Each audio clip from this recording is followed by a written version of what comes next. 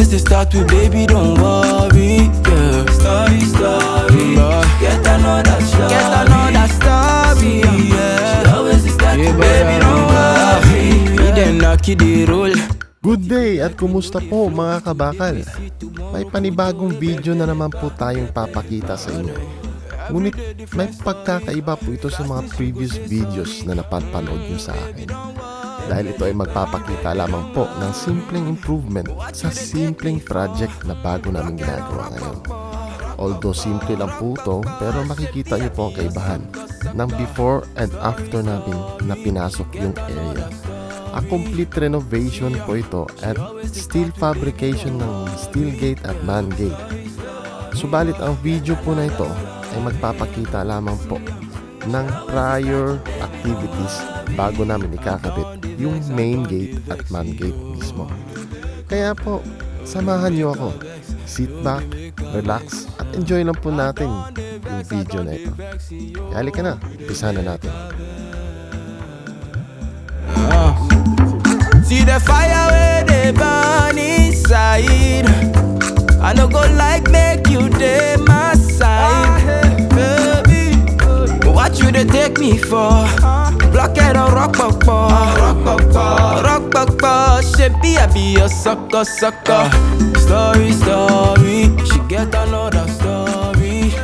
See ya, she always dey start with baby, don't worry, yeah. Story, she get another story. Based sa drawing mo.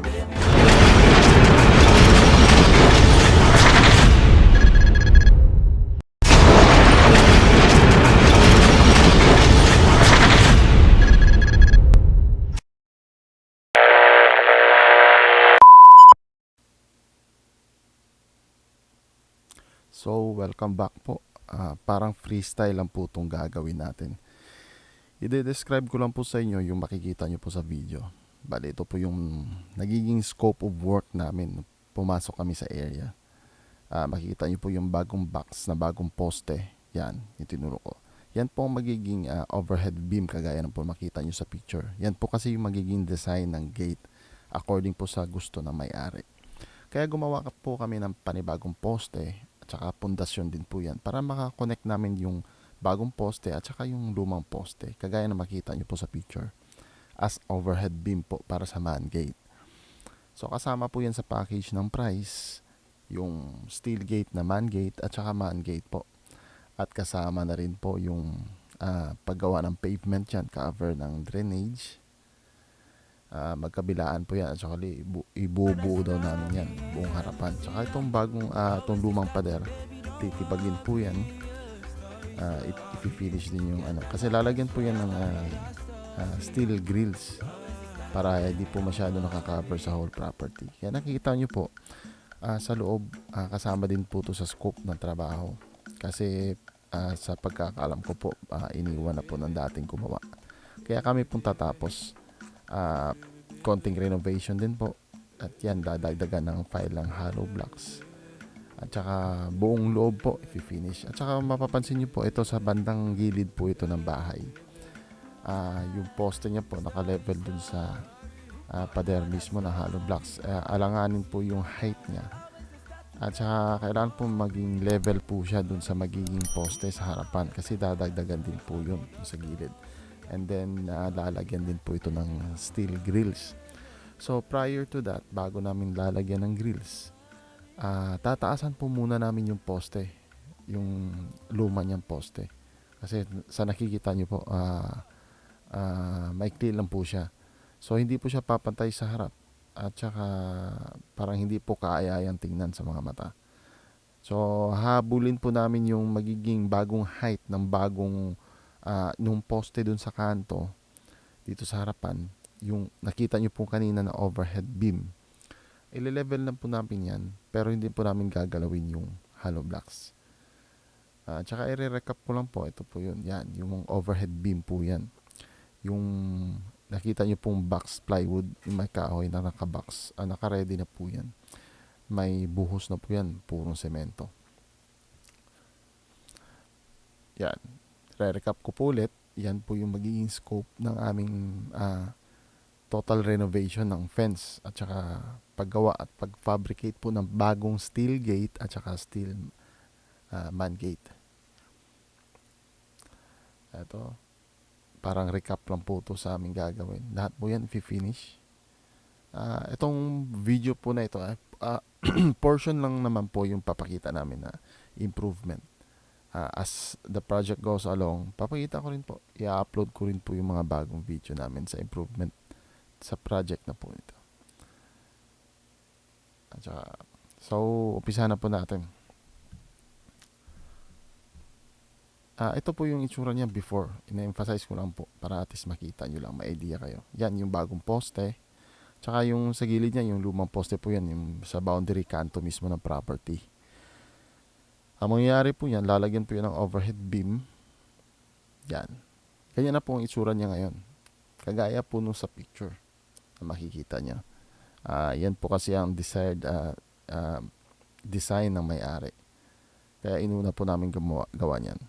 So, purong semento po yan nakabuhos at malalaking rebars po yung reinforcement yan sa loob. So, since nabuo na yan, kulang na lang po yan yung man gate. Tsaka ito po rin po, papakita ko rin po sa inyo. Yung main post nila dati, na kung saan nakalagay yung metro ng kuryente. Medyo hindi po kaya tingnan. Kaya, at the same time po, kailangan po nating i-level dun sa bagong height ng overhead beam. So, yan, dinagdagan din po namin. At saka, naka-square na po siya, kwadrado. At least, medyo kaya na po siya tingnan. Next po, itong pader sa front mismo. Kasi sobrang taas po niya yung dati. Natatabunan niya na po yung bahay. At yan, titibag po yan. Actually, inupisa na po yan. Nakikita nyo po sa picture. Paantay na po natin sa gilid. At least, makikita na po yung kabuang view ng bahay. Kasi po in the future, i-renovate din po yung bahay. Yung may-ari pala niyan ay mag-asawa na nasa Canada ngayon. So, slowly but surely, gusto nilang dahan-dahan, i-renovate po yung bahay. Nag-umpisa lang po sa pader. So, yan, nakikita nyo po, katibag na po yung buong pader. Pinoforma na po ng mga tao. Kahit paano maging square na po, maging kantuhan na po yung mga poste. At saka, pag matapos po yan, lalagyan din po yan ng steel grills. Minimalist lang din po yung design. So yan, nakikita nyo po, ganyan na po ang itsura niyan ngayon. Tapos na po yung finishing, yung mga makikita nyo pong dumi sa poste dati, wala na po. So kantuhan na po siya.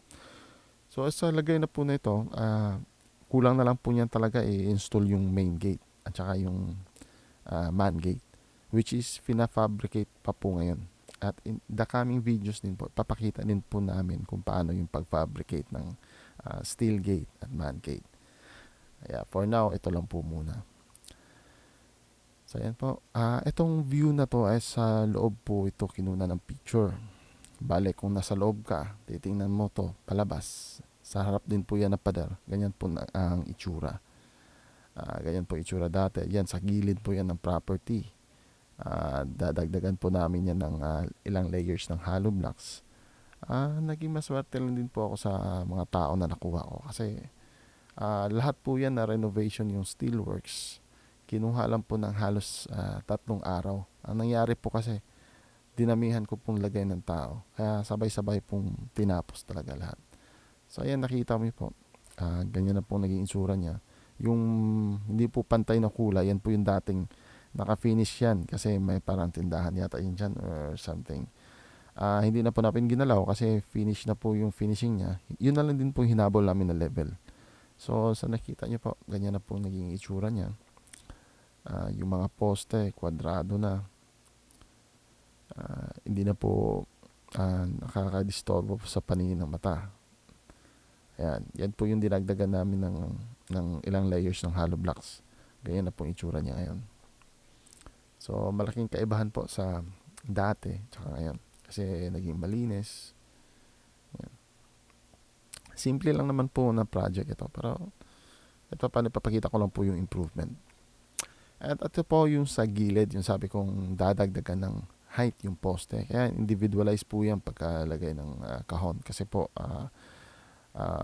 buhos po yan na semento ang lalagay namin at meron pang reinforcement na rebars na nakikita niyo po. So, ganyan na po yung istura niya ngayon. Antayin na lang po yung pagkagawa ng steel grill, yung grills, minimalist na design, lalagay din po dyan. Yan yung property sa gilid ng may-ari.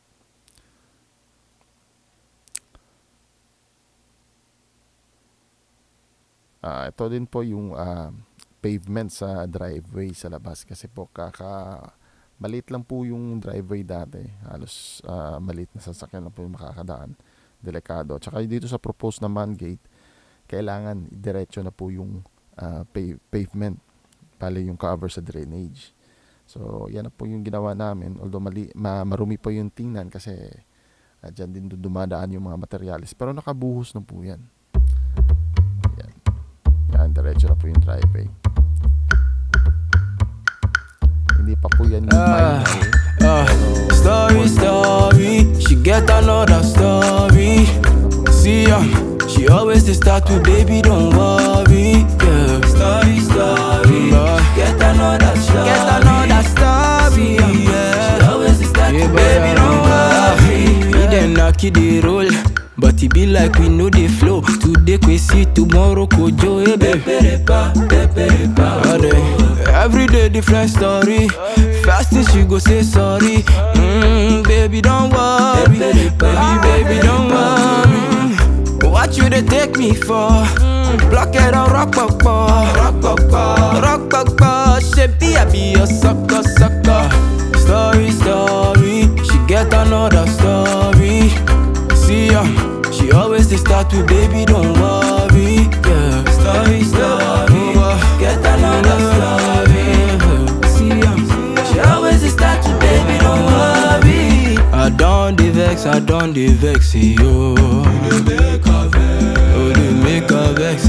They make her vex. I don't dey vex, yo. They make her vex. See the fire where they burn inside. I no go like make you dey my side, baby. What you they take me for? Block it on rock Shebi I be a sucker. Story. She get another story. See ya. She always dey start with baby don't worry. Yeah. Story. Get another story. She always dey start with baby don't worry. Story. She get another story. Yeah. See ya. She always dey start with baby don't worry. Yeah. Story. She get another story.